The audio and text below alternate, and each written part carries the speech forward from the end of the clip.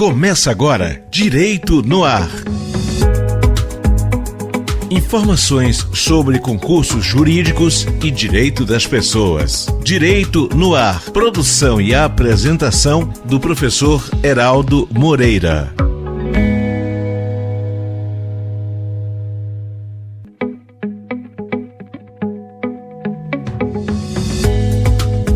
Meus amigos e minhas amigas do Direito no Ar, esta é a nossa edição de número 07, gravada para exibição em 26 de maio de 2024, domingo.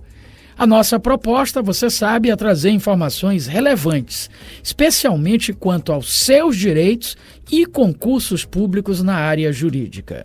E começamos o programa de hoje destacando a decisão da terceira turma do Tribunal Superior do Trabalho, que manteve a condenação de uma empresa de vigilância e segurança ao pagamento de indenização de R$110 mil à viúva de um motorista vítima de acidente fatal durante o seu expediente. Aquele colegiado reconheceu a responsabilidade civil da empresa pelo acidente, dentre outros aspectos, por submeter o empregado a uma jornada exaustiva de trabalho.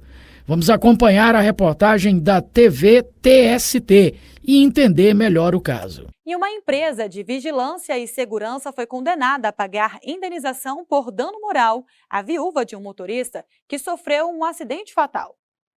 O caso foi julgado pela terceira turma, que reconheceu a responsabilidade civil da empregadora pelo acidente. De acordo com a Confederação Nacional do Transporte, foram registrados mais de 64 mil acidentes nas rodovias federais em 2022, sendo que quase 53 mil resultaram em feridos ou mortos. Ainda segundo o levantamento, o gasto estimado com os acidentes nas BRs foi de 12 bilhões e 900 milhões de reais. O cálculo da estimativa de custos de acidentes leva em conta despesas diretas e indiretas, como gastos associados a atendimento hospitalar. O estado de Minas Gerais, que tem a maior malha rodoviária do país, lidera o ranking de custos. O montante chegou a 1 bilhão e 600 milhões de reais em 2022. Na cidade mineira de Esmeraldas, um motorista morreu após bater de frente com um ônibus. O caso chegou à Justiça do Trabalho. Na ação, a viúva do trabalhador pediu indenização por dano moral. De acordo com o processo, o empregado cumpria a jornada de 12 horas de trabalho por 36 de descanso. Ele havia sido contratado por uma empresa de vigilância e segurança para vigiar as torres da TIM Celular, conforme as rotas traçadas pela empregadora. A perícia constatou que o motorista dormiu ao volante. Isso porque o veículo estava na contramão, não havia sinal de freios na pista e a seta não estava ligada. Nos exames realizados, não foram encontradas substâncias indevidas. A empresa atribuiu ao trabalhador a culpa pelo acidente. A alegação foi a de que o veículo estava em perfeitas condições e o risco ao qual ele se submetia era o mesmo a que qualquer pessoa está sujeita ao sair na rua. O juízo de primeiro grau acolheu os argumentos e afastou a responsabilidade civil da empresa. Mas a sentença foi reformada pelo Tribunal Regional do Trabalho da Terceira Região em Minas Gerais. O TRT verificou que o acidente ocorreu quase ao final do expediente do motorista, já no momento de exaustão do trabalhador. Para o regional, o acidente foi resultado das longas distâncias percorridas em trabalho noturno, com jornada de 12 horas. Nesses casos, segundo a decisão, o fato de o trabalhador ter dormido ao volante não gera presunção de que ele tenha a culpa exclusiva pelo acidente. Assim, foi fixada indenização por dano moral de R$110 mil à viúva. A empresa recorreu ao Tribunal Superior do Trabalho. O relator na terceira turma, ministro Maurício Godinho Delgado, explicou que a culpa exclusiva da vítima somente se caracteriza quando for demonstrado que o comportamento do profissional tenha sido negligente ou imprudente, ou que tenha ocorrido outra conduta de estrita responsabilidade do empregado com repercussão no trabalho. Ele destacou os fatos de não terem sido encontradas substâncias ilícitas nos exames do trabalhador, nem indícios de ultrapassagem indevida. O ministro assinalou ainda que a jornada do empregado era extensa e realizada principalmente à noite. No caso, o relator avaliou que a atividade do motorista é de risco, o que gera a responsabilidade responsabilidade objetiva da empregadora. Por unanimidade, a terceira turma manteve a decisão que condenou a empresa ao pagamento de indenização por dano moral à viúva. Foram apresentados embargos declaratórios. E agora uma dúvida interessante. É possível a qualquer empregado entrar com uma ação na Justiça do Trabalho? A resposta você vai saber na reportagem da rádio TST. Oi, Carlos, tá tudo bem? Tá com a expressão abatida? Parece que tá preocupado. Hoje eu estou um pouco aflito. Meu filho está com algumas complicações no serviço. A empresa atrasou o pagamento do salário várias vezes. Parece que ele também não recebeu horas extras. Até o Vale Alimentação tem uns meses que eles não pagam. Poxa, complicado. Ele deve procurar um advogado para ajudá-lo, para saber como deve proceder. Tem situações que só conseguimos resolver se procurarmos a justiça. Pois é, mas aí que está o problema. Como ele trabalha no local, só pode questionar os direitos e entrar com ação trabalhista quando sair da empresa. E por enquanto, mesmo com essas coisas todas, ele não tem como largar tudo, né? Não, Carlos. Isso é boato. Mesmo trabalhando lá, ele pode fazer a reclamação trabalhista. Direitos são direitos. É verdade, Carlos. A pessoa que estiver empregada pode acionar o Judiciário Trabalhista quando achar conveniente. O ideal é buscar uma solução por meio do diálogo, mas se não for possível, basta lembrar que a Constituição brasileira assegura o acesso à justiça. O artigo 5º, inciso 35, define que a lei não excluirá da apreciação do Poder Judiciário lesão ou ameaça a direito. Já o artigo 839 da Consolidação das Leis do Trabalho estabelece que a reclamação pode ser apresentada por empregado, empregador ou representantes, sindicatos de classe e por intermédio das Procuradorias Regionais da Justiça do Trabalho.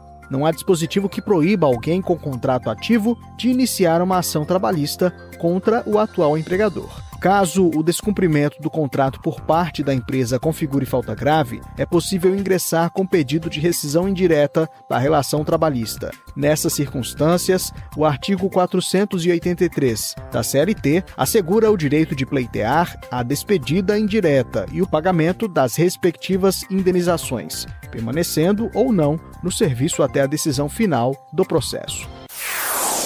A quinta turma do Tribunal Superior do Trabalho rejeitou o recurso da família de um motorista de uma empresa de Belém, aqui no Pará, que pretendia indenização por danos morais e materiais pela morte do empregado no começo da pandemia da Covid-19 no Brasil, em abril de 2020.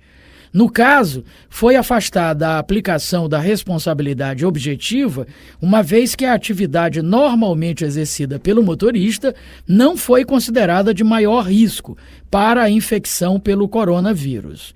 Vamos conferir em mais uma matéria da TV do Tribunal Superior do Trabalho. O Tribunal Superior do Trabalho negou indenização por danos morais e materiais à família de um caminhoneiro que morreu em decorrência de complicações da Covid-19. Para o TST, a atividade exercida pelo motorista não foi considerada de maior risco para a infecção pelo coronavírus. As informações com Samantha Flor. Na ação, a viúva e as 3 filhas do motorista falecido queriam que a morte fosse equiparada a acidente de trabalho. De acordo com a família, mesmo após a decretação do estado de calamidade pública, ele continuou trabalhando na rua, numa equipe de 3 pessoas dentro da boleia do caminhão.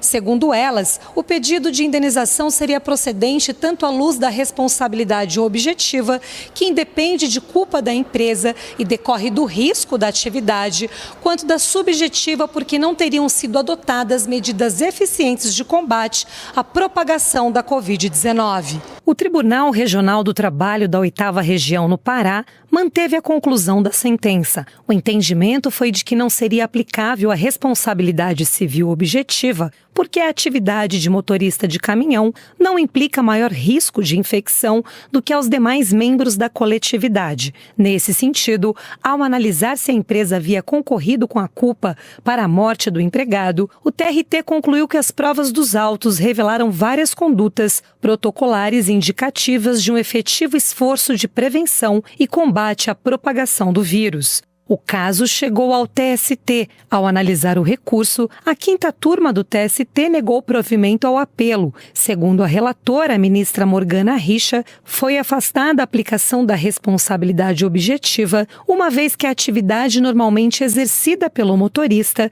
não foi considerada de maior risco para a infecção pelo coronavírus. Concluiu o TRT que, de tudo que surge dos autos, não ficou comprovada a contaminação do decujos em ambiente de trabalho da reclamada, pois, conforme fartamente demonstrado, a recorrida adotou e colocou em prática diversas medidas de prevenção, de sorte que não se pode atribuí-la ao contágio que ceifou a vida do ex-empregado. Desse modo, o acolhimento de suas pretensões demandaria necessariamente o reexame do acervo probatório, procedimento vedado nesta esfera extraordinária, teor da súmula 126. São esses fundamentos pelos quais nego provimento ao agravo do instrumento. A decisão foi unânime e não cabe mais recurso. E para finalizar o programa de hoje, vamos acompanhar a reportagem especial sobre profissionais que trabalham com energia elétrica. Em quais situações os eletricistas devem receber adicional de periculosidade? Saiba a resposta com o repórter Daniel Vasques, da Rádio TST. A cada ano, quando a celebração do Natal se aproxima, o eletricista Luiz Godoy já sabe. As demandas de trabalho disparam. Ele mora em Blumenau, Santa Catarina, e estima que a procura por profissionais que trabalham com energia elétrica aumenta até 80%. No final do ano é mais reformas. O pessoal faz muita reforma, né?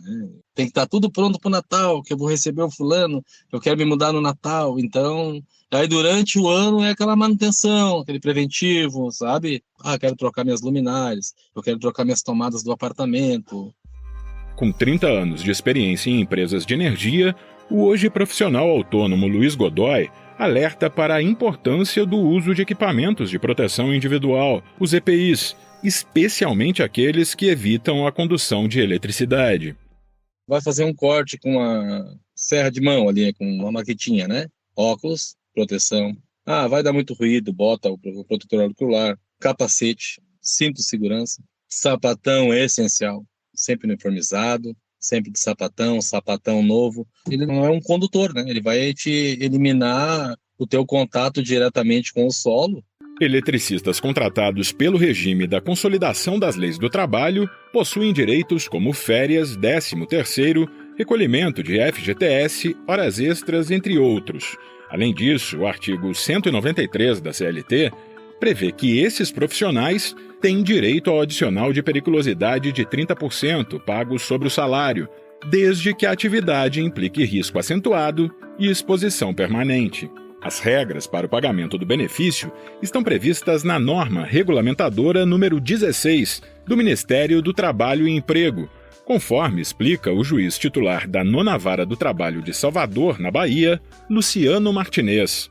Vai receber o adicional de periculosidade aquele trabalhador eletricista que atue em equipamentos elétricos energizados. Evidentemente que se ele faz o trabalho em equipamentos não energizados, ele não vai ter direito ao recebimento de adicional de periculosidade. E energizados em alta tensão. Também vai ter direito a esse adicional não somente os eletricistas, mas todos aqueles que trabalhem em uma proximidade com redes elétricas. São, por exemplo, aqueles que atuam em instalações de redes, de telefonia e de internet. A eles também se estende esse direito.